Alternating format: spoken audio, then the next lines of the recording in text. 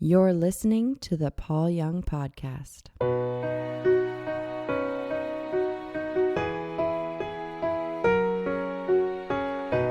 Okay, this is going to be an introduction to my friends on death row in Nashville, Tennessee.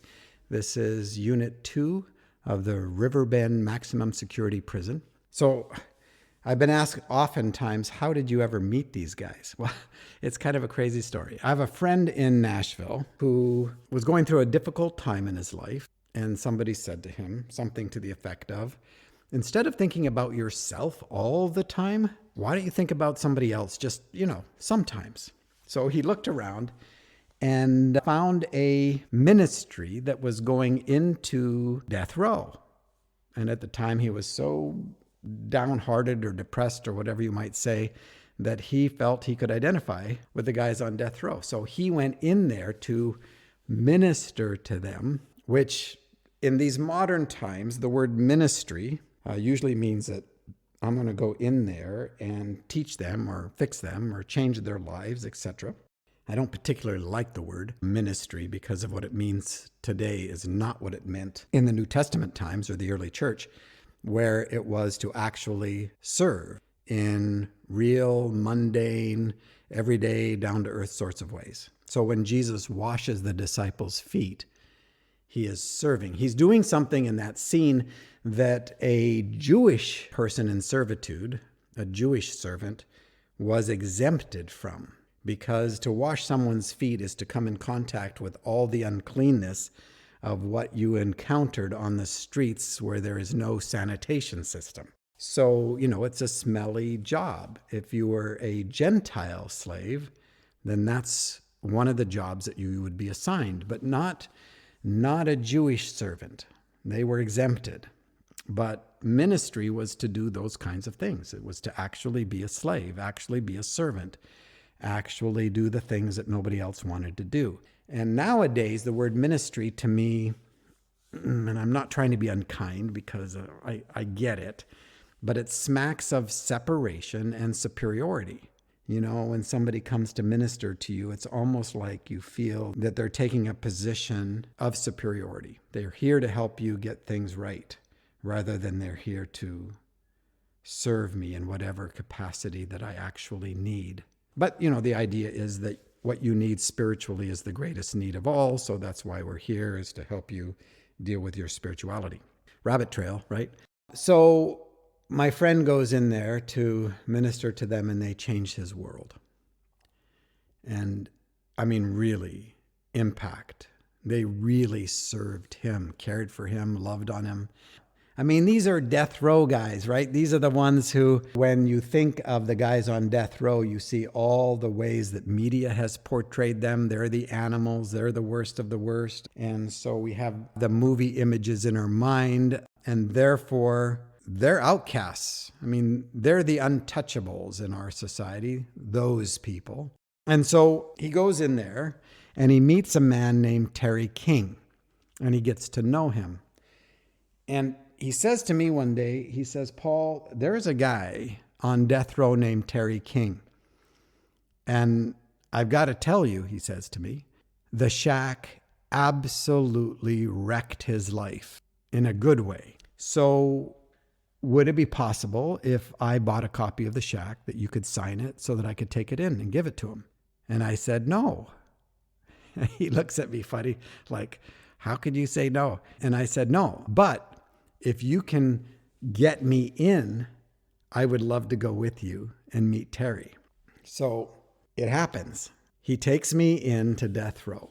You go through all the gates and all the walkways inside, all the fencing. You stay on the gravel stuff. You get to Unit 2, and it's highly secured, right? So we go in, and there is about a 10 by 12 foot room. And Terry's there, and a friend of his named Ron Cawthorn. And they're the first two guys that I meet on death row in Unit 2 in Riverbend. And because Terry's been there a long time, at that point, I think he'd been there 34 years. So I've known him for almost 5 years. And Ron had been there 30 some years, I think. And Ron, his background is that he has German family. And so since that time, a group of us have been trying to help him get back to Germany so that he could live his life in Germany that has a very different prison system than the one we have. Our quote unquote justice system is highly punitive. It's not restorative at all.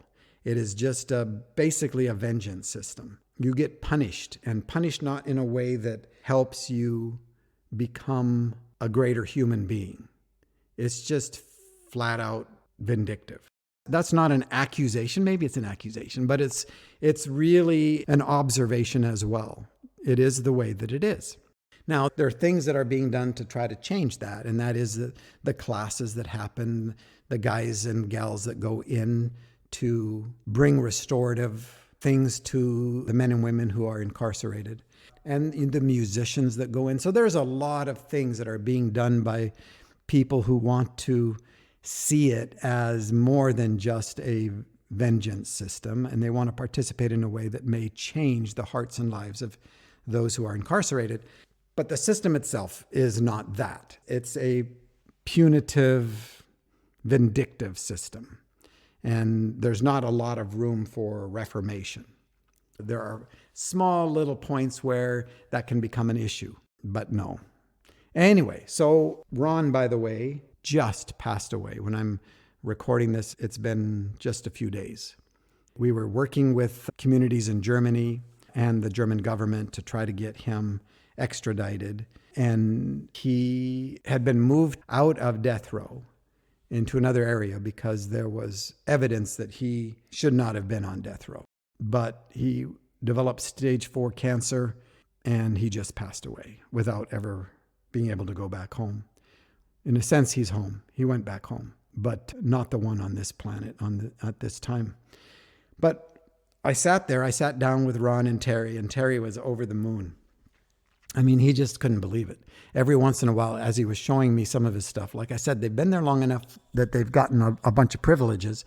And one of them is that they're allowed to touch me. We're allowed to hug, which we did plenty of that. In fact, we're sitting there and one of the guards comes by and he goes, "Hey, Terry." And he walks in and gives Terry a big hug. And you're going like, well, this sort of violates my presumptions about death row. So that was happening. Terry was able to show me things that he was writing, and Ron and him were telling me stories. And every once in a while, Terry would just reach up and touch my shoulder and start to cry. And I'd lean over into him and he'd just say, "I can't believe you're here." And I say, "Well, Terry, I can't believe I'm here either." I mean, death row is not something that you just normally think about, but it was totally right. I was in the exact place that I was supposed to be in, connecting with these two men, as well as my friend who was with me. They told me some things. Terry started telling me about how he had been reading The Shack, and he got to the scene in the cave with Sophia. And he said, "I was reading there and I felt so convicted of my own judgment of others, that I felt like my skin was burning the clothes right off my body." And he said, "I literally was crawling on the floor trying to get out of my own skin." And he said the conviction was centered on the fact that I looked down on the pedophiles that were in death row, because I only killed a person. He said, and the pedophiles, they harm children, which is really, in our world, absolutely the worst of the worst, which is a strange thing because over the centuries, since earliest of ages for the human race, the killing of children was the top of the sacrificial system, right? How crazy is that? That there were sacrifices constantly being made to the gods, and the killing of a child was the apex, the greatest sacrifice, the killing of an innocent. By the way, a lot of us Christians think that God instituted the sacrificial system, and it's not true. We brought that.